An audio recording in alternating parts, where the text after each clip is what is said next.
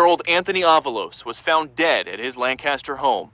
His mom, Heather Barron, and her boyfriend, Kareem Leyva, are both charged in his murder and accused of torturing him. On Monday, unsealed court documents revealed the couple allegedly whipped Avalos with a belt and looped cord, poured hot sauce on his face, and held him by his feet and dropped him on his head repeatedly. Prosecutors say the couple withheld food from him, denied him access to the restroom, slammed him into furniture, and would encourage the other kids in the house to hurt him.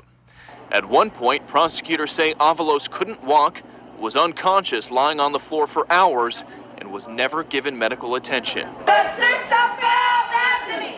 Protesters have spoken out against the LA County Department of Children and Family Services handling of this case. DCFS was called out to Avalos' house several times, but claims of physical abuse were never corroborated, even though neglect was suspected. In a prior press conference, attorney Brian Claypool took aim at the department.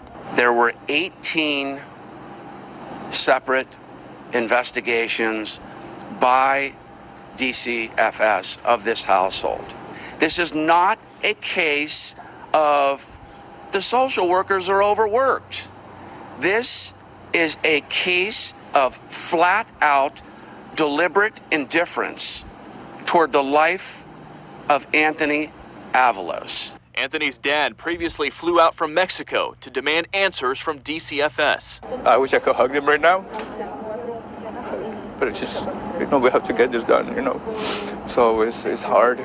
And Anthony's uncle, who he had stayed with sometimes, believes he died as a result of DCFS incompetence. He wanted to be something. He wanted to be a policeman or a fireman when he grew up. He's not going to get that opportunity because the system failed him. And Avalos was found dead at his Lancaster house this past June. His mom, Heather Barron, and her boyfriend, Renee Leyva, are both facing murder charges with an enhancement for inflicting torture. They have both pleaded not guilty to those charges. Meanwhile, prosecutors are looking at giving them potentially the death penalty if they end up being convicted. But guys, hard to think of a more brutal and horrific case than this one, especially involving such a young kid. We've heard some